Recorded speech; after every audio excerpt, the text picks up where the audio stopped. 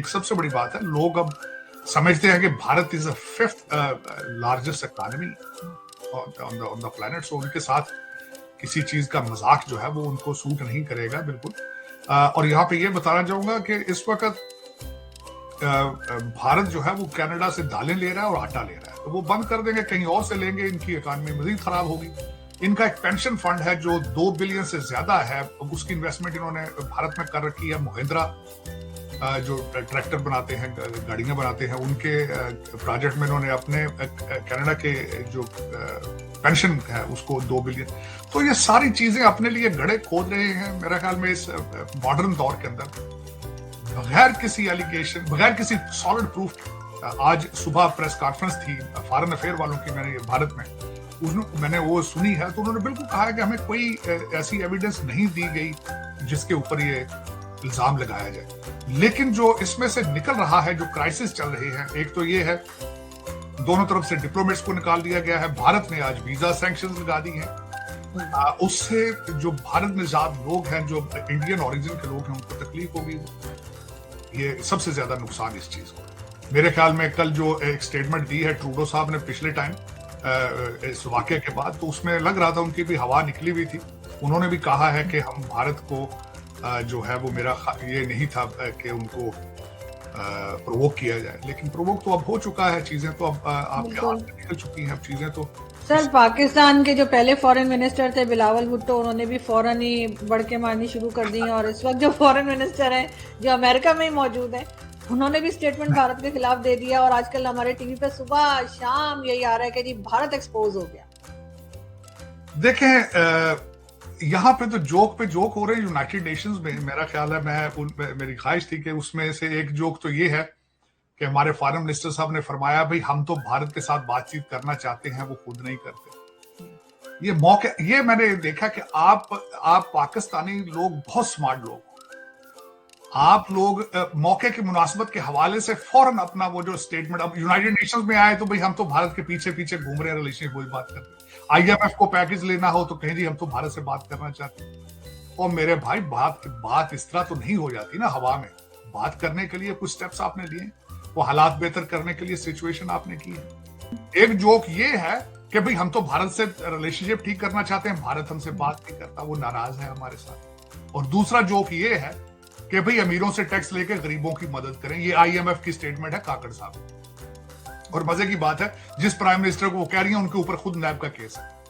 उधर हमारे नवाज शरीफ साहब हैं, वो कहते हैं भाई G20 हमने करनी थी, चांद पर हमने जाना था। ये कैसा यार, ये जोक्स क्या है यार, ये क्या कर रहे हैं आरजू? मुझे तो बहुत ही अजीब सा लग रहा है। वो कह रहे हैं हमें कॉपी करके भारत ने अपनी इकोनॉमी ठीक कर ली। ये तो हमारे आइडिया थे, सब सारे आइडियाज हमारे थे जो भारत ने कॉपी कर ली। मैं आरजू देखें, अपनी सड़क तो खुद आप सीधी बना नहीं सकते हो भाई। मोटरवे आपने कोरिया से बनवाई है, सी पैक बन रहा है आपका चाइना बना रहा है।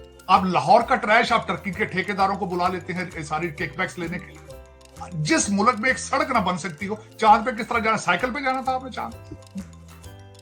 पता नहीं ये क्या, ये मजाक पे मजाक है। और कौम ऐसी बेवकूफ है कि वो कहते हैं नहीं जी हमें जिहाद करना है, हमें जिहाद चाहिए, हमें जिहाद। पता नहीं किस जिहाद की बात हो रही है। सर, अभी भी जो बैंकिंग सिस्टम पाकिस्तान का है और जो IT फील्ड में जो लोग काम करते हैं वो इंडियन प्रोडक्ट्स इस्तेमाल कर रहे थे, तो गवर्नमेंट ने बैन लगा दिया है कि कोई भी इंडियन प्रोडक्ट आप इस्तेमाल नहीं कर सकते, ना तो बैंकिंग सिस्टम के लिए ना ही IT के लिए, क्योंकि इंडिया वाले जो है वो हमारे बैंकिंग सिस्टम को हैक कर सकते हैं। सर, हमारे इतने पैसे कहीं ले ना जाएं, इस किस्म की सर यहाँ पे बातें हो रही हैं, और कहा जा रहा है जो पाकिस्तान में अवेलेबल है वही इस्तेमाल करें, इंडियन प्रोडक्ट्स बिल्कुल यूज ना हो। ठीक है, देखें बस मैं जो, अब मेरे ख्याल में तो आपका हर पाकिस्तानी एक कॉमेडियन शो होना चाहिए उसका अपना। मेरे ख्याल में तो इस तरह जो हालात चल रहे हैं, मैं तो कभी हंसी आती है, कभी रोना आता है। सुना है नई आजकल आप शुरू कर रहे हैं, नई करेंसी का, डिजिटल करेंसी शुरू करने का प्रोग्राम बनाया। अब कोई नई वारदात करेंगे, मेरा मतलब वहां से कुछ और निकालेंगे। ये बच्चा पढ़ गया होगा ना लंदन स्कूल ऑफ इकोनॉमिक्स से, नई स्कीम लेके जाएगा, वो कहेगा डैडी हम देखें मिलके अब इस तरह करेंगे। तो फिर लेकिन सर अगर हम बात करें दोबारा भारत और कनाडा की, तो सर इस किस्म के क्या हादसे पहले भी देखे आपने कि लोगों को इस तरह से मार दिया जाए, मतलब कनाडा जैसी जगह में, इसलिए कि पाकिस्तान में तो हो तो आम सी बात है। लेकिन कनाडा में आपको लगता है कि सिक्योरिटी वगैरह का प्रॉब्लम हो गया, चाहे वो किसी भी माइंडसेट के लोग हों, कुछ भी उनकी सोच हो? देखिए, दो क्या? चीजें हैं जो मैं आरजू, मेरी ऑब्जर्वेशन है, जो कल हम सारा दिन 2 दिन से मुसलसल बातें कर रहे हैं ऑफिस में, और दोस्त सारे जो भारतीय भी और सारे हम बैठ के बातें कर रहे थे, कनाडा के अंदर लॉ एंड ऑर्डर के हालात भी सब खराब। और जो लिबरल दुनिया है वो ना सिर्फ कनाडा, अमेरिका के अंदर भी वो डिफेंडिंग पुलिस के खिलाफ एक मूवमेंट शुरू कर रखी है उन्होंने। उसके रिजल्ट में क्या होता है कि पुलिस डिमोरलाइज हो जाती है, वो एक्शन नहीं लेती। गैंग वार इस वक्त कनाडा में कुछ सूबों में, खासकर वैनकूवर एरिया में पीक पे जा रहे। पंजाबियों के गैंग हैं, और आपने देखा ये सिद्धू मूसेवाले को किस तरह उनका मर्डर हुआ है गैंग्स के जरिए, जिस तरह, और उसके ताने बाने मिलते थे कनाडा में। कल मुझे बात एक बहुत अच्छी लगी, मैं जो मेरे जो भाई हैं बहुत अच्छे, जसदीप सिंह, उन्होंने कल सिक्स ऑफ अमेरिका उनकी ऑर्गेनाइजेशन है, उन्होंने कल हडसन इंस्टीट्यूट में भी बोले, और उसके बाद वो भारत के कई चैनल्स पर भी बोले। उन्होंने एक बात बहुत अच्छी की। उन्होंने कहा भी जब वो निज्जर साहब जो कि मर्डर हुए थे, 2 साल पहले उनको भारतीय गवर्नमेंट ने टेररिस्ट करार दिया, उस वक्त कनाडा ने एक्शन क्यों नहीं लिया? उस वक्त अगर एक्शन लिया होता, इन्वेस्टिगेट किया होता, तो आज वो जिंदा होते, तो और अभी तक 3 महीने हो चुके हैं उनके कत्ल को, एक अरेस्ट सिंगल नहीं हुई। अगर इनको नजर आते थे, जस्टिन ट्रूडो को ताने बाने नजर आ रहे हैं एजेंसियों के, इंडियन एजेंसीज के, तो अरेस्ट कर लेते ना, कुछ अरेस्ट करें भी सही ना, कुछ दिखाएं कौम को। अब इस वक्त पूरी दुनिया उनसे पूछ रही है, दिखाओ कुछ, आपके पास कौन सा एविडेंस, दिखाओ, सामने रखो। इसमें एक चीज नजर आती है जो मैं उसको खुद अपनी आंखों से ऑब्जर्व कर चुका हूं। जिस तरीके से यहां पे इस वक्त अमेरिका के अंदर एक लिबरल गवर्नमेंट है, प्रोग्रेसिव जिसको कोई कहता है, कोई डेमोक्रेट कहता है, उनका लॉ एंड ऑर्डर के बारे में, पुलिस के बारे में बड़ा सख्त रवैया। और इसी तरह के सेंटीमेंट जो है वो कनाडा में है, क्योंकि कनाडा भी एक सोशलिस्ट कंट्री है।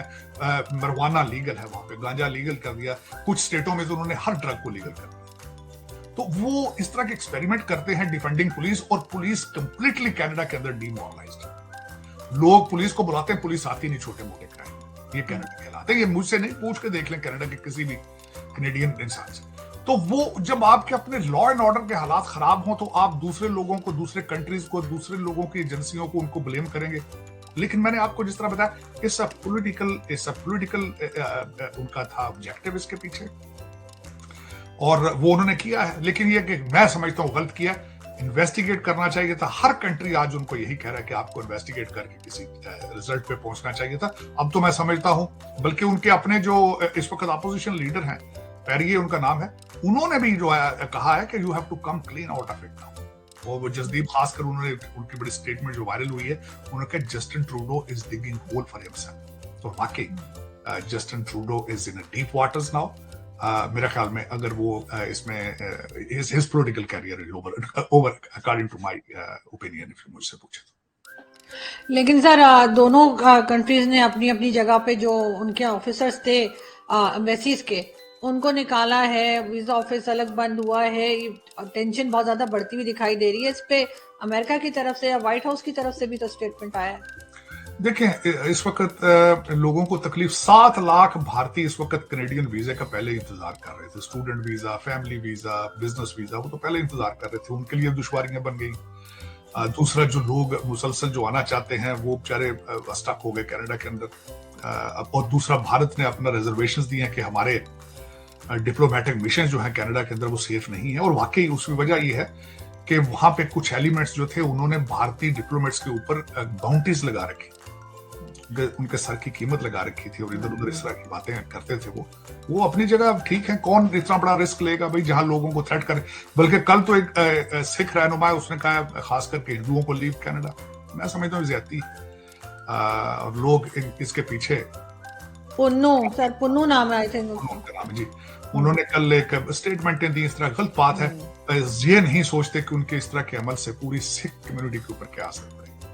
और लोग इस वक्त अगर देखा जाए तो सारी दुनिया में दे आर मूविंग फॉरवर्ड। आप अगर कोई आपके मसले मसाइल हैं, मूवमेंट है, तो आप डिप्लोमेटिकली, पॉलिटिकली उसका हल ढूंढने बजाय वायलेंस के। मैं समझता हूँ violence is not an answer to anything.